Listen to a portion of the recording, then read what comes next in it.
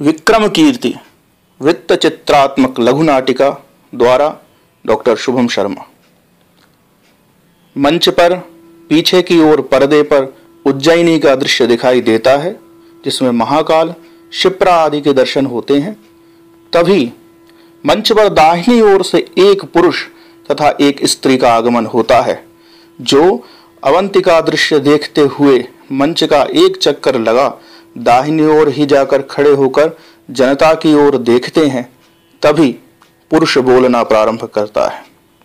नमस्कार सज्जनों, मैं हूं यश और ये है मेरी बहन कीर्ति।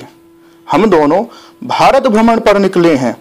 अनेक तीर्थों, नगरों, रमणीय वन पर्वतों, नदी सरोवरों, हरे भरे खेतों, पुरातात्विक धरोहरों को निकट से देखते हुए प्रतिदिन प्रतिपल मन को नवल हर्ष नवोल्लास से भरते हुए हम दोनों यात्री आ पहुंचे हैं आज भूत भावन भगवान महाकाल, भगवती हर सिद्धि, देव काल भैरव, पुण्य सलिला शिप्रा की पावन धरा, वो अपूर्व विद्या भूमि जो जगत गुरु श्री कृष्ण को अपनी ओर खींच लाती है। ज्ञान की भूमि, तप की भूमि, कवियों की धरा, वणिज वसुधा, प्रतिकल्पा, सिंहस्थ नगरी अवंतिका। हाँ हाँ, उज्जैनी में कितनी महिमा है इस मही की, कितना सुंदर भव्य गौरवशाली अतीत है इस अचला का। वैदिक सभ्यता काल से ही अवंती महाजनपद का भारतवर्ष में विशिष्ट महत्व रहा है। मौर्य काल में भी बिंदुसार, अशोक आदि यहाँ के राज्यपाल रहे, जो बाद में मगध के सम्राट बने। इस धरा ने दूर के श्रेष्ठ जनों को अपनी ओर खींचा, तो यहाँ की विभूतियों ने भी अन्य स्थलों पर जा अपनी यश सुगंधि को प्रसारित किया। एक शिक्षक काशी से चलकर उज्जैनी थे आए सांदीपनी, उज्जैनी नृपजोगी बनकर निकट बनारस धाये। भर्तृहरि चुनार में महाकाल वन बसे संदीपन, जग के गुरु हो, चरणाचल शिख भरत हरि जैसे चंदन बीच अगुरु हो। चुनार चंदन, भर्तृहरि अगर। गुरु से पाया ज्ञान कृष्ण ने, गीता में था ढाला, वैयाकरण विराग नीति युत ज्ञानोदधि मथ डाला। कीर्ति बोली, भैया ये भर्तृहरि चुनार क्यों गए? यश, कहते हैं कि वहां भी उन्होंने तप किया था। अपने बड़े भाई की सुविधा को दृष्टिगत रखते हुए भर्तृहरि के अनुज उज्जैनी नरेश विक्रम ने महल बनवाया था। कीर्ति, भैया ये विक्रम वही विक्रमादित्य है ना, जिनके विषय में गुरुजी कहते हैं कि उनकी कीर्ति दिग दिगंत तक प्रसरित है, जिनका विरुद्ध साहसांक था, जिन्होंने इस देश से बर्बर शकों का उन्मूलन कर स्वराज की स्थापना की और शकारी कहलाए, एक नवीन सम्मत प्रारंभ किया, जिनकी नीति, जिनका न्याय, धैर्य, शील, शौर्य, दया, बुद्धि, ज्ञान, भक्ति अद्वितीय और अनुपम है। वेताल पंचविंशतिका और सिंहासन द्वात्रिंशतिका के नायक विक्रमादित्य है ना? यश, हाँ बहन, तुमने सत्य कहा, वही विक्रमादित्य जिनका नाम युधिष्ठिर आदि 6 संवत् प्रवर्तकों के रूप में लिया गया है। युधिष्ठिरो विक्रमशाली वाहनौ, ततो नृपः स्याद्विजयाभिनन्दनः, ततस्तु नागार्जुन भूपतिः कलौ, कल्की च षष्ठा शककारकः स्मृतः। कीर्ति बोली, पर भैया मैंने सुना है कि अनेक इतिहासकार कहते हैं कि वास्तव में कोई शकारी संवत् प्रवर्तक विक्रमादित्य अस्तित्व में कभी था ही नहीं। वे तो कहते हैं कि गुप्तवंशी शासक चंद्रगुप्त द्वितीय का विरुद्ध विक्रमादित्य था। उसने ही अपने काल में 600 वर्ष और जोड़कर विक्रम संवत प्रारंभ किया था। पटना के उस शासक की उज्जैन में कुछ काल राजधानी रह गई होगी।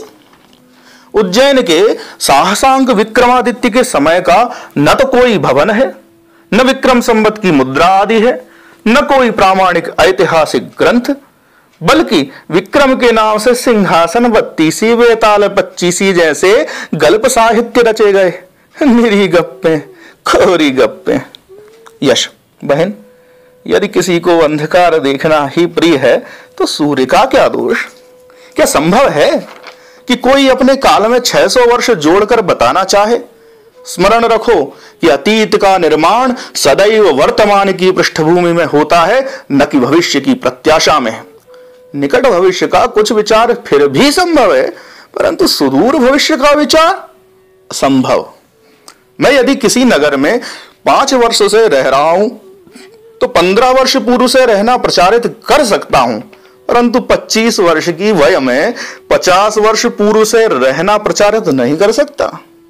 विडंबना है कि जिन्होंने जनता से प्राप्त कर राशि को जन कल्याण में प्रयोग करने के स्थान पर महल, दुर्ग आदि बनाने में व्यय किया, अपने सभा कवियों, लेखकों को पारिश्रमिक उपहार देकर प्रशस्ति परक अतिरंजना से व्याप्त स्तुतियां इतिहास ग्रंथ लिखवाए, उनका अस्तित्व स्वीकार किया गया, परंतु जन चेतना, जनमानस में भीतर तक बैठे आदर सिंहासन पर स्थित विक्रमादित्य को अस्तित्व शून्य मान लिया गया। गप्पें भी किसी के नाम से यूं ही नहीं बना करती। एक वचन की स्थिति होने पर ही बहुवचन संभव है, बिना स्फुलिंग के अग्नि का अस्तित्व संभव नहीं है। गाहा सत्यसई का लेखक हाल कहता है, निबूढ़ पोरिसाणम वसच्च संभावना विसंभवई इक्काणने विसीहे जाया पंचानन प्रसिद्धि, कि जैसे सिंह एक मुख वाला होकर भी पंचानन कहा जाता है, उसी प्रकार पराक्रमी लोगों के विषय में असत्य बातें भी संभव मान ली जाती हैं। यह उत्तर है गप्पों के प्रचलन का। अब और सुनो। विक्रम काल की विक्रम संवत दर्शाने वाली मुद्रा इसलिए अस्तित्व में नहीं है कि उस जननायक को अपने से अधिक अपने मालव जन प्रिय थे, जिन्हें वह कृतयुग सतयुग सदृश सुख देना चाहता था। अतः उसने सदैव कृत संवत या मालव संवत शब्द का प्रयोग किया, जिनकी मुद्राएं संप्रति प्राप्त हैं। विक्रम संवत नाम तो उनकी परंपरा को जानने वाले हमारे पूर्वजों ने आदरार्थ दिया। विक्रम की बुद्धि और उनके न्याय की चर्चा आगे भी होती रही होगी, तभी तो वेताल पच्चीसी का विचार किसी कवि के मन में आया होगा। विक्रमादित्य राजा भोज की दृष्टि में आदर्श रहे होंगे और भोज विक्रम सी प्रसिद्धि चाह रहे होंगे, तभी तो किसी ने विक्रमादित्य के संस्मरणों को सिंहासन बत्तीसी के रूप में सजाया होगा। क्या कीर्ति थी विक्रम की कि 14वीं सदी के राजशेखर से भी रहा न गया और उन्होंने सुनी हुई बात को भी अपनी काव्य मीमांसा में लिखा। श्रूयते चोज्जयिन्याम साहसांगो नाम राजा तेन च संस्कृत भाषात्मक मंतःपुर एवेति समानम पूर्वेण, कि सुनते हैं कि उज्जैनी में साहसांग नाम का राजा था, जिसके राज्य में अंतःपुर में स्त्रियां भी संस्कृत बोलती थीं, जबकि पूर्व काल में स्त्रियां प्राकृत अर्थात तत्कालीन बोली का प्रयोग करती थीं। तो वहीं विक्रमादित्य के समय वे पुरुषों के समान शिक्षित थीं। स्त्री शिक्षा, सर्व शिक्षा को महत्व देने वाले राजा थे विक्रम। भोजराज ने भी लिखा है कि काले श्री साहसांकस्य केन संस्कृतवादिनः, कि श्री साहसांक विक्रम के काल में कौन संस्कृत नहीं बोलते थे, अर्थात सब संस्कृत बोलते थे। उस जननायक के समय की कुछ झलकियां मैं तुम्हें सुनाता हूं। अपने मानस चक्षुओं से दर्शन करो उस अनुपम सम्राट की जीवन झांकी का। यश का इतना कहते ही पीछे पर्दा उठता है और मंच पर मध्य में विक्रमादित्य की सभा का दृश्य उपस्थित होता है। बाएं कोने में अंतःपुर की अट्टालिकाओं के सम्मुख उद्यान में कुछ स्त्रियां खड़ी बात करती दिखाई देती हैं। यश बोलता है, सुनो तो जरा ध्यान से कि स्त्रियां कैसे संस्कृत बोला करती थीं। कीर्ति स्त्रियों की ओर देखकर उस ओर गर्दन को बड़ा, कान के पीछे हाथ रख ध्यान से सुनने का प्रयास करती है और स्त्रियों का स्वर स्पष्ट सुनाई देने लगता है। प्रथम स्त्री, सखी किम प्रेक्षसे। द्वितीय स्त्री, ननु सम दुख गतः पीयते लोचनाभ्याम। प्रथम स्त्री, अये कह। द्वितीय स्त्री, ननु प्रणयी जनः। तृतीय स्त्री, जो लता शाखा से अपनी माला को छुड़ाने का प्रयास करते हुए दिखती है, कहती है, अहो लता विटपे एषैकावली में लगना सखी मोचय तावदे नाम। चतुर्थ स्त्री, देखकर और हंसकर, आह दृढ़म खलु लगना न शक्या मोचयितुम। तृतीय स्त्री, अलम परिहासेन। चतुर्थ स्त्री, दुर्मोकेव मे प्रतिभाति तथापि यतिष्ये तावत्। तृतीय स्त्री, प्रिय सखी स्मर खल्वे तदात्मनो वचनम। यश बोलता है, सुना तुमने स्त्रियों की वार्ता को, अब जरा तब की उज्जैनी की जनता को सुनो, क्या कहती है वह अपने राजा के विषय में। बाईं ओर अब एक बाजार का दृश्य उपस्थित होता है, जहां खड़े कुछ पुरुष वार्तालाप कर रहे हैं। एक बोलता है, भैया हम लोग धन्य हैं जो हमें महाराज विक्रमादित्य जैसे पराक्रमी, दयालु, नीतिज्ञ और परोपकारी राजा मिले। पता है कल क्या हुआ? दूसरा, क्या? पहला, कल एक परिवार उफनती हुई शिप्रा मैया में डूबा जा रहा था।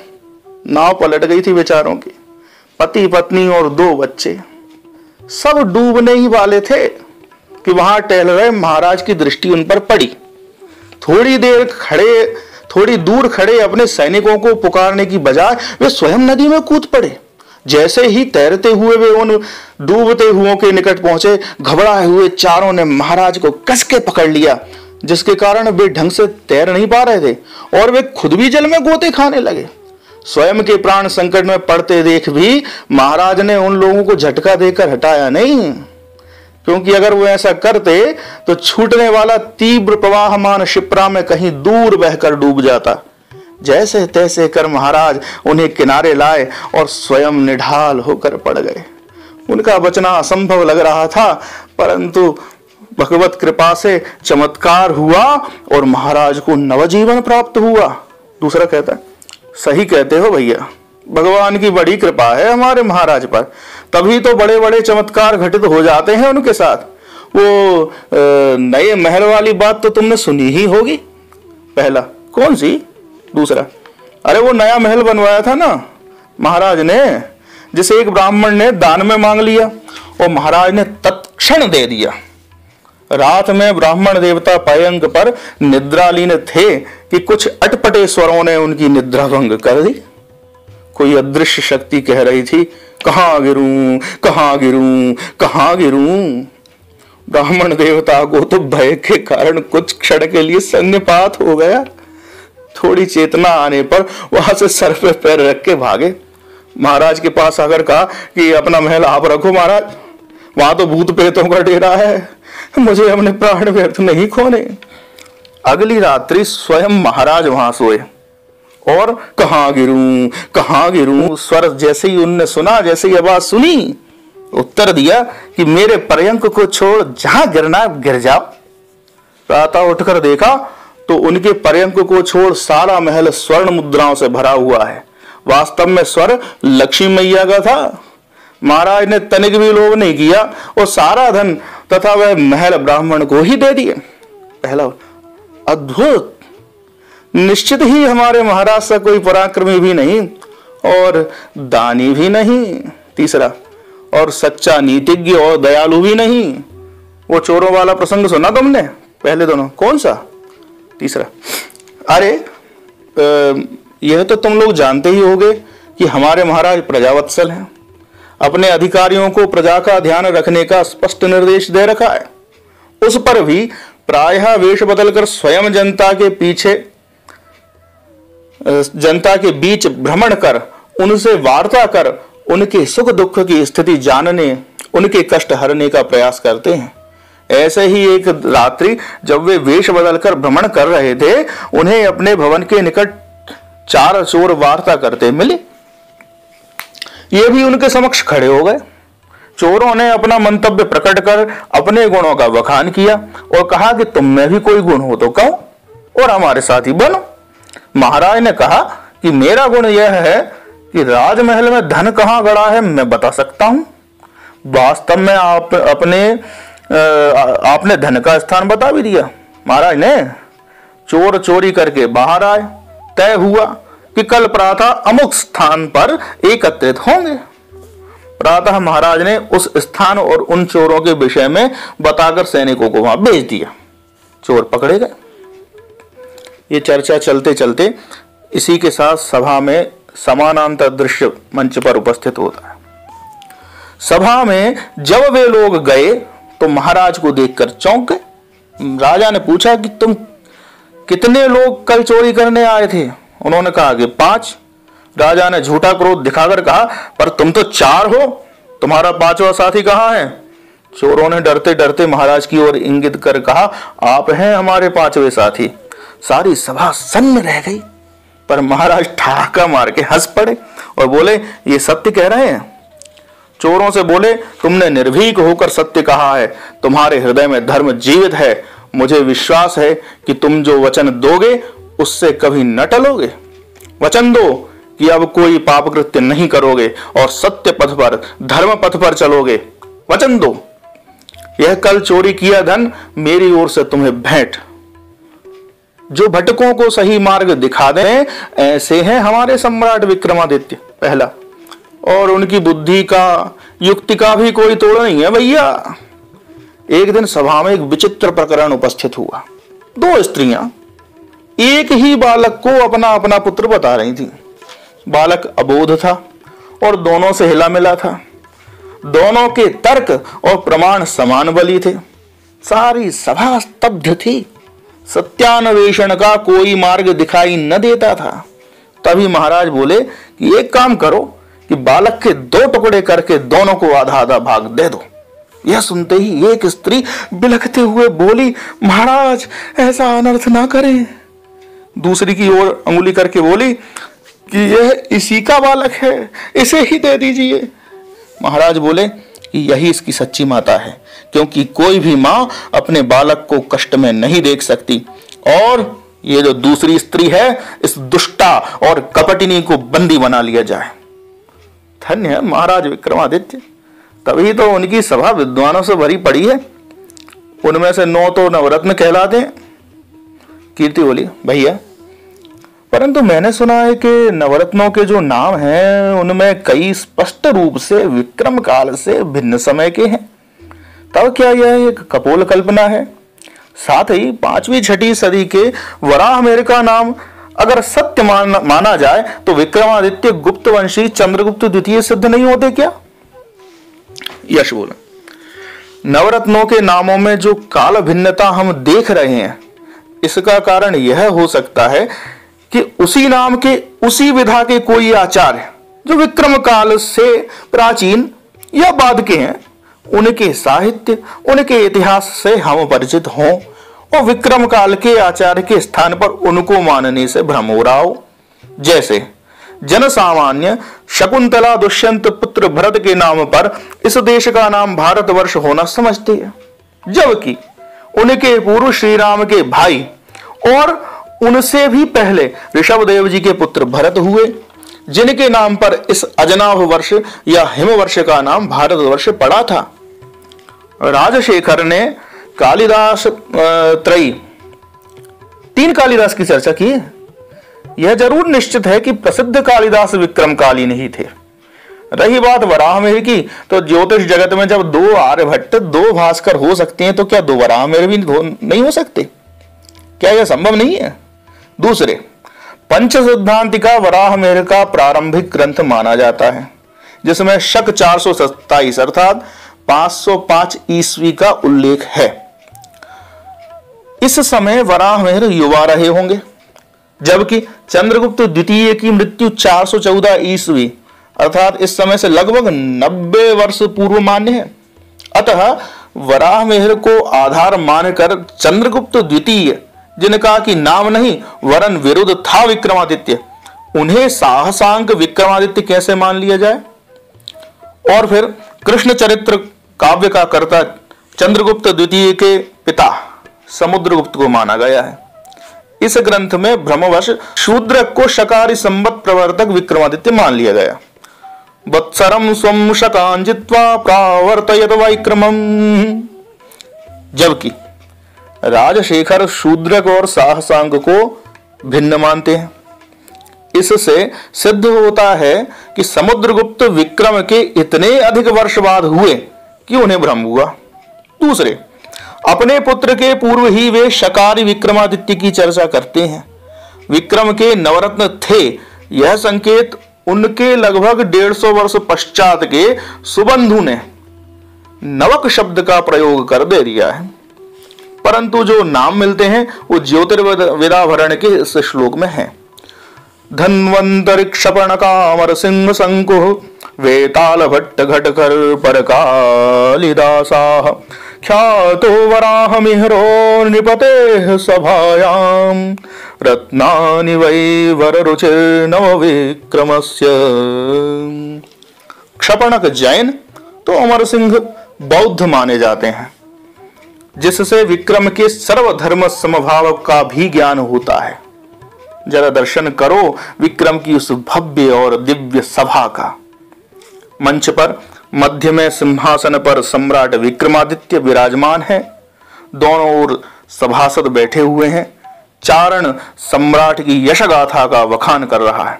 चारण कहता है, महाराज महेंद्रादित्य गंधर्व सैन उपाख्य गर्दभिल्ल के पुत्र, पवित्र परमार वंश में जन्मे, पराक्रमी परोपकारी प्रजावत्सल पुण्य राशि प्रतापी महाराज साहसांक विक्रमादित्य की जय हो। आपके न्याय नीति ज्ञान बुद्धि आदि गुणों की चर्चा मालवगण से बाहर निकल संपूर्ण भारतवर्ष और उससे भी आगे विदेशी राज्यों में भी हो रही है। एक से एक धुरंधर विद्वान पराक्रमी कलाविद आपकी सभा में विद्यमान हैं। यह सभा अपने यश से देव सभा को भी पीछे छोड़ रही है और महाराज विक्रमादित्य के राज्य में उज्जैनी यक्षराज कुबेर की अलकापुरी को भी अतिक्रांत कर रही है। आपने पातकी शकों को परास्त कर अवंती का गौरव बढ़ाया और हे शकारी एक कृत नामक नवीन संवत्सर का प्रवर्तन किया। हे विजेता, आपने राज्य विस्तार को महत्व न देते हुए धर्मज्ञ राजाओं से मित्रता की, न कि उन्हें अधीन किया। हे पराक्रमी, आपके तेज से पापी निस्तेज और निष्प्राण हो जाते हैं। हे प्रजावत्सल, कोश वृद्धि का विचार छोड़ आप जन कल्याण के कार्य निरंतर करते हैं और निर्धनों ब्राह्मणों श्रमणों विहारों को भूरिशः दान और विद्वानों को सम्मान राशि प्रदान करते हैं। हे सम्राट विक्रमादित्य, आपकी जय हो जय हो जय हो। एक विदेश की सभासद जो उसी सभा में बैठा हुआ था बोलता है, महाराज मैं आपके भारत देश का निवासी नहीं हूं। हमारे देशों में तो लड़ाइयां दौलत और औरत इकट्ठा करने को होती हैं, लेकिन आपके बारे में जान के हैरानी होती है कि आप पराई औरतों को मां के जैसा मानते हैं और दौलत को रियाया के लिए लुटा देते हैं। भला आपकी राजों सी जिंदगी कहां? विक्रमादित्य कहते हैं, महाशय ऐसा इसलिए कि मैंने गुरुजनों और विद्वानों से बहुत कुछ सीखा है। ये हमारी सभा के घटकर पर जी कहते हैं, चलत चित्तम चलत वित्तम चलत जीवित यौवनम चलाचलमिदं सर्वं कीर्तन यस्य सजीवति। धन मन यौवन जीवन ये सब एक दिन नष्ट हो जाते हैं, परंतु वही जीता है जिसकी कीर्ति हो। वैसे मुझे कीर्ति का भी लोभ नहीं, बस जन सेवा ही मेरा ध्येय है। विदेशी बोलता है, बहुत खूब महाराज, ईश्वर आपको सलामत रखे और खूब बरकत दें। घटकर पर महाराज और सुनिए, सजीवती यशो यस्य कीर्तिर यस्य सजीवती अयशो कीर्ति संयुक्तो जीवन नपि मृतोपमः। जिसका यश जिसकी कीर्ति है वही जीवित है, यश और कीर्ति के बिना तो जीवित भी मृतक समान है। विक्रमादित्य बोले, अद्भुत कविराज अद्भुत। और क्षपणक जी, आपकी अनेकार्थ ध्वनि मंजरी से आज किस शब्द के विविध अर्थ बताएंगे? क्षपणक बोले, हरि शब्द के। हरिरिंद्रो हरिर्भानुर हरिर्विष्णुर हरिर्मरुत् हरिः सिंहो हरिर्वेको हरिर्वाजी हरिः कपिः हरिरंशुर हरिर्भीरुर हरिः सोमो हरिर्यमः हरिः शुक्रो हरिः सर्पः स्वर्णवर्णो हरिः स्मृतः। विक्रम, अनुपम कविराज। और हमारे कोशकार अमर सिंह जी, भगवान शिव के पर्याय कहें तो हरिहर का मिलन हो जाए और दोनों का आशीष आज इस सभा को प्राप्त हो। अमर सिंह बोले, जी महाराज। शंभुरीशः पशुपतिः शिवः शूली महेश्वरः ईश्वरः सर्व ईशानः शंकरश्चंद्रशेखरः भूतेशः खंडपरशुर्गिरीशो गिरिशो मृडः मृत्युंजयः कृत्तिवासाः पिनाकी प्रमथाधिपः उग्रः कपर्दी श्रीकंठः शितकंठा कपालभृत् वामदेवो महादेवो विरूपाक्षस्त्रिलोचनः कृशानुरेताः सर्वज्ञो धूर्जटिर्नीललोहितः हरः स्मरहरो भर्गस्त्रयम्बकस्त्रिपुरान्तकः गंगाधरोऽन्धकरिपुः क्रतुध्वंसी वृषध्वजः व्योमकेशो भवो भीमः स्थाणुरुद्रो महापतिः स्थाणुरुद्रो महापतिः। विक्रम बोले, चित्त को शांति और आनंद की प्राप्ति हुई। और कालिदास, आप क्या लिख रहे हैं संप्रति? कालिदास, महाराज संप्रति मैं मेघदूत काव्य की रचना कर रहा हूं, जिसमें शापग्रस्त विरही यक्ष मेघ द्वारा अपना संदेश अपनी प्रेयसी तक पहुंचाना चाहता है। वह मेघ से कहता है। उसी समय मंच के बाईं ओर मेघ और याचना करता हुआ यक्ष दिखाई देते हैं। यक्ष कह रहा है, जातम वंशे भुवन विदिते पुष्करावर्तकानां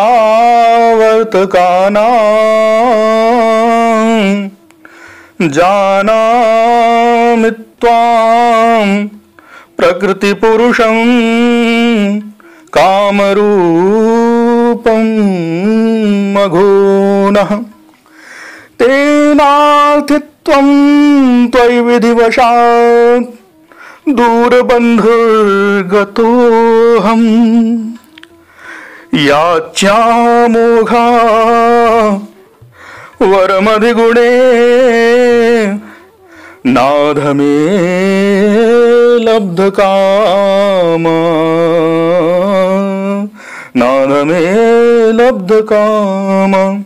और मेघ को मार्ग बताते बताते उज्जैनी की चर्चा करते हुए यक्ष कहता है, वक्रः पंथा यदपि भवतः प्रस्थितस्योत्तराशां सौधोत्संग प्रणय विमुखो मास्म भूरुज्जैन्याः विद्युद्दाम स्फुरित चकितैस्तत्र पौरांगनानां लोलापांगैर्यदि न रमसे लोचनैर्वंचितोऽसि। कीर्ति बोली, भैया ये कालिदास का मेघ क्या बोला? यश कहते हैं, यक्ष का भी मुंह का भी नहीं चलेगा। यक्ष कालिदास का बोला, यक्ष कालिदास का बोला संदेशा ले जा, निघवा मम प्रिया को विरही हृदय का भेजा, निघवा मम प्रिया को विरही हृदय का भेजा। रसता तनिक हो टेढ़ा बढ़ जाएगी डगरिया, पर देख के ही जाना महाकाल की नगरिया। वहीं पे उमड़ घुमड़ घन तुम घोष घोर करना, आरती मृदंग ताल से तब स्वर को जोर करना। टुक देखना निराली नगरी की इस छटा को, टुक देखना निराली नगरी की इस छटा को, बढ़ने से रोग लेगी घनवा तेरी घटा को। अखियां हैं चौंधी आती रसते को ढूंढ कैसे, अखियां हैं चौंधी आती रसते को ढूंढ कैसे, मग पर रतन बिछाए व्यापारी बैठे ऐसे। यूं तो वे अनगिनत पर विश्राम नहीं पल का, यूं तो वे अनगिनत पर विश्राम नहीं पल का, भ्रम से पथिक समझते यक्षेश बुरी अलका। यश बोला, तो बहन देखा बहन, विक्रम की सभा की भव्यता को, विक्रम की दिव्यता को। ऐसे सम्राट विक्रम की प्रसिद्धि सुदूर विदेशों में भी थी। तभी तो इस्लाम के उदय के 165 वर्ष पूर्व हुआ। अरबी कवि विक्रमादित्य के गुणगान करता हुआ कहता है, क्या नाम था कवि का? बिनतोई। इत्र अशफाय सनतुल बिकरमतुन फहल मिन करीमुन यतफीहा वयो वस्सरु विहिल्लाहा यकजी वैनना वले कुल्ले अमरेना फहेया जाऊना बिल अमरे बिकरमतुन, कि वे लोग धन्य हैं जो दानी, धर्मात्मा और प्रजापालक विक्रमादित्य के राज्यकाल में उत्पन्न हुए। जिन विद्वान महापुरुषों ने हमें ज्ञान देकर सत्पथगामी बनाया, वे राजा विक्रम की आज्ञा से हमारे देश में विद्या और धर्म के प्रचार के लिए आए थे। तो बहन, ऐसे महान थे हमारे विक्रमादित्य। ईश्वर करें कि अपने यश शरीर कीर्ति काया से वह सदैव अमर रहें और उन्हें प्राप्त हो कीर्तिराज चंद्र तारकी। चहुं ओर से स्वर उमड़ता है, महान कीर्तिशाली विक्रम की जय हो, जय हो, जय हो।